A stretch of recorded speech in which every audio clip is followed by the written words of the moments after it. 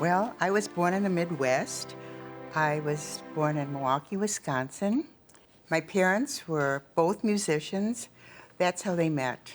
My father was from Guadalajara, Mexico, the home of the mariachis, and he was a violinist. My mother was an American, and she was a child prodigy. She played the piano. She played on the radio when she was 12 years old and played for Paderewski. Anyway, she was a musician, and they met at Our Lady of Guadalupe Church in Milwaukee, Wisconsin, because she was studying the organ when she was about 17, and that was the only place where she could go and practice the organ. And so my father was there playing the violin, and they met and made beautiful music for a while together. My father was from Guadalajara, Mexico, as I said, and he was recruited by a leather company. They were recruiting skilled workers in Mexico to come up to Milwaukee and work in the leather industry. They ran away because my mother's family and friends did not approve of that marriage because my father was a Mexican. And so one of the friends of theirs was a policeman, and he told my grandparents that he was going to find them or he was going to kill them. He was going to shoot my father because he had no business marrying my mother. So they ran away and got married. Well, their married life started off beautifully, but after a while, because of the culture clash of my mother being a liberated woman and not wanting to stay home, she was not interested in taking care of kids or cooking or cleaning or anything like that. And my father was kind of disappointed in that. So they started fighting, and so they were having problems. One day my grandparents came over and they found that we hadn't been fed and the place was in a mess. So, and my mother was in the corner reading a book because she was really interested in academic things. They took us home, into their home, and we were raised by them mainly. It was a very wonderful, warm, interesting atmosphere. They were very loving, and we felt very secure there. My mother was pursuing her studies at the university, and my grandfather was actually a illegal immigrant. He was Irish. He crossed the Canadian border to work on the railroads. He had a fourth grade education, but he was self-taught, and he was a union organizer. My grandfather would come home at night and talk about the union struggles, the struggles of working class people. And so at a very young age, we were immersed in political theories, and a lot of artists came to the house. My mother brought home a lot of artists, and I used to like to use words with my little playmates like proletariat and petit bourgeois. Are you a member of the bourgeoisie? And the word scab.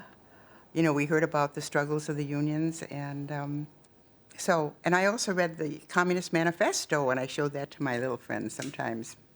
My father used to come and visit us, and finally he would start insinuating that he was going to take my sister Rita and me back to Mexico because we belonged there and not with my grandfather, who he claimed stole us from him. And so he started making threats like that. So my grandparents became quite alarmed. And they sent both of us up to a convent school in Fond du Lac, Wisconsin. We were very homesick, and the nuns were very strict. But they did teach us how to scrub floors and knit and crochet, and they taught us Gregorian chant and Latin, and so it was kind of a mixed bag. But as children, we wanted to go home, and we were very homesick for our grandparents.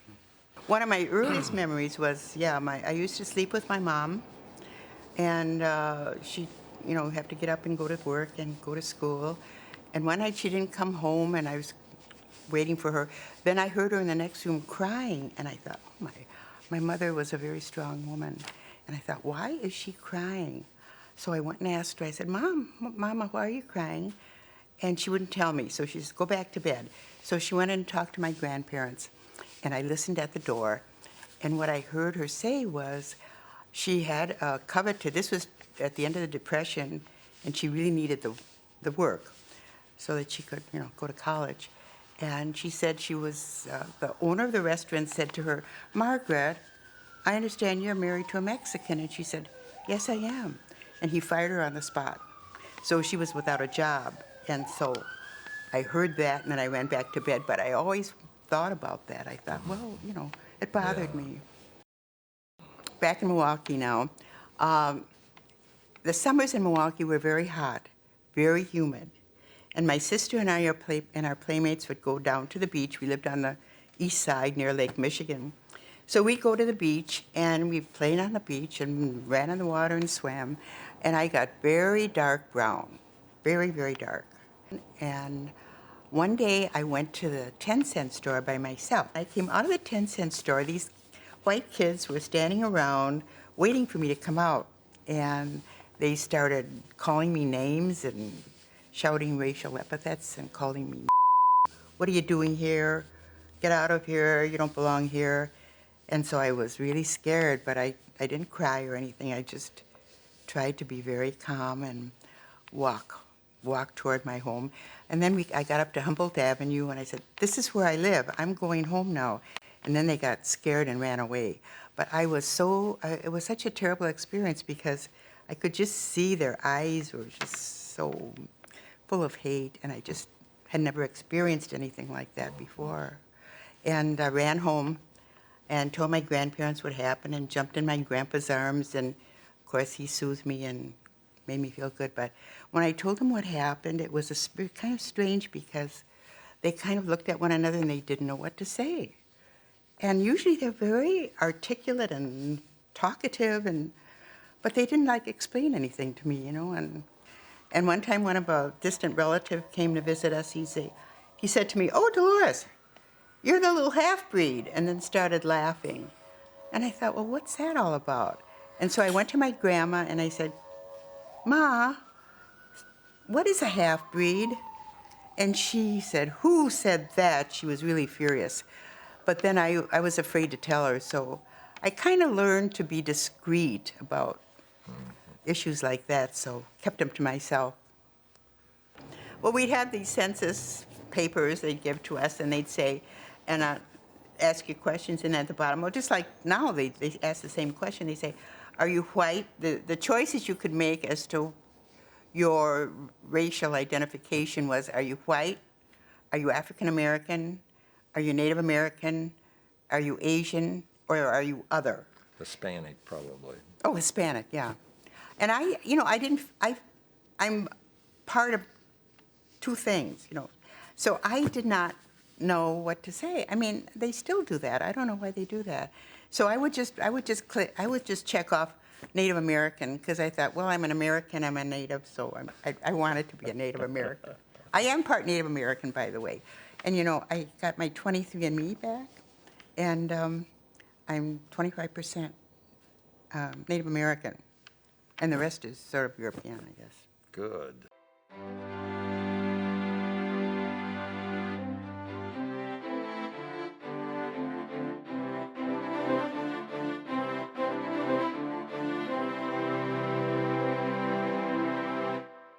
Went to Catholic schools and St. Mary's Academy in Milwaukee, and went for 2 years to Marquette University, which is a Jesuit university. And I was very impressed with the Jesuits. They taught me something really important. I think it was in a philosophy course, and they said something like, when you come across a problem, always look for the root causes of the problems. I always remembered that, and I tried to look at reasons for things happening, like poverty in the world, and look for root causes of them, and rather than, I'm interested in policy issues. My grandfather died when I was 18, and he was sort of the stalwart, help holding the family together. And I realized that I didn't have anyone for support. My mother was teaching out of town in Chicago, and she had her own career. And so I realized that I had to support myself. So I went out and got a job. Well, during the 60s, I was interested in California. I remember as a little girl looking at geography maps, and I love birds, and I looked at the geography map and I saw that the bird migration came down to California. And I was always interested in California, so came out here and saw how beautiful it was. And Wisconsin is very flat. And I love the mountains, I love the ocean, I love the forests, I like hiking here. And the diversity of the people, I like that a lot. And so I went back home and decided to move back here, and I moved back here, and I've been here all my life. I really like it. It was, I think, 1968 is when the Native Americans took over Alcatraz, and I was down at the bay on the beach and participating in dances with the Native Americans down there. And my husband was in the audience, and he was a native of Germany. He was very interested in Native American studies, and so I guess he thought I was part of the Alcatraz Indians, which I wasn't, but we met and we talked and we started dating, and we discovered that we had a lot in common. Well, we both were very involved with anti-Vietnam activities. We participated in a lot of the marches here. We didn't like the foreign policy of this country, and I really wanted to get away. And he had an opportunity to go back to Germany and work with his father, so we took off and went to Germany, and I really enjoyed living in Germany. Unfortunately, after about 3 years, my husband wanted to return to the United States. The American lifestyle pleased him more than living in Germany. So we had a big argument, and I really wanted to stay there, and he wanted to come back. So finally we did come back, and I don't know, it was just a different kind of culture. I felt it was commercial, a lot of commercialization and billboards and stuff coming out of the TV that I didn't like, but it was my country, so I came back here, and shortly after I returned to the United States, my husband died in a terrible accident, and I was devastated, and then I decided to start my own business, so I did. We do medical transcription and for doctors and hospitals and attorneys, and it's very interesting. I've met a lot of wonderful people. I've had a lot of wonderful employees, and I enjoy it. I don't make a lot of money at it, but I'm still working at it. I'm working part-time and letting somebody else run the business right now, but it's been interesting.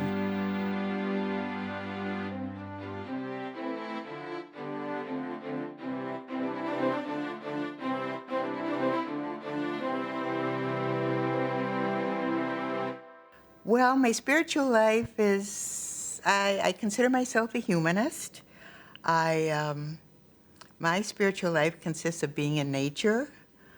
I enjoy being with animals and wildlife and being near the ocean and hiking, and I signed up to be a volunteer to go to Nicaragua. So it so happens that the Unitarians provided space for volunteers to come and be trained here. So down in the Thomas Starr King room, we were there and being trained to go to Nicaragua, which was a wonderful experience. Reverend Alexander Post did a symposium about Bach's music, and we went up to view the organ, and he told us all about that. And so I really enjoyed that, and they sort of encouraged me to come back for service, and I thought, well, I don't want to join any other religion, but any organized religion. But I did start coming on Sundays because they played a lot of classical music, and I thought, well, I'll just go there to hear the music because it's really beautiful. And so when I started coming here, I heard a lot about the history of the Unitarians, and it impressed me a lot. The history of the Transcendentalists really impressed me. And, they were at the forefront of the women's movement. the abolitionists, and they were very impressive. And so I really got interested in what the Unitarians stood for. And I liked their philosophy, deeds, not creeds. And so after a while, I actually signed the book and joined the church, and I've always been happy that I did that. So Judy Lichtke and I think it was 1998, organized right down in the Thomas Stark King Room a dinner for many of the activists in the area, and we established School of the Americas Watch West out here to educate people about what was happening in Latin America, and our tax dollars were supporting the training of Latin American soldiers. So, Yeah. In your years of activism, were you ever arrested? yes, I was. Yeah. I was. Like once? Oh, maybe about 20 times. Maybe 20 times? Yeah, Okay. I don't know. I lost track. Stop counting. And I believe your photo is up on the wall among the Rheiner awardees.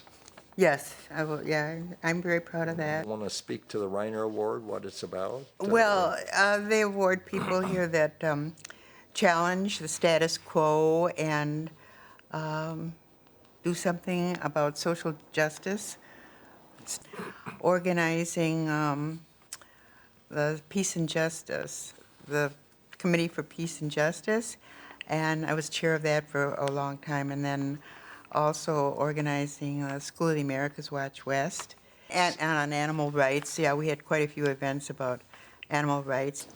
Well, I just want to thank the Unitarian Church for bringing us together. And Yes, I'm just very grateful. I'm very I grateful. guess it hasn't been said that we met here 2 years ago. about 2 years ago, 2.25 years. My first wife died, and I very soon thought, I'm looking for community, and I came to UUSF, and I found it, and I found my wife. Thank you very much. And I'd like to just leave with a favorite quote from one of my favorite writers, Johann Wolfgang Goethe. And he said, "Whatever you can do or dream you can, begin it. Boldness has genius, power, and magic in it." And I like that quote, so I think I'll leave you with that quote.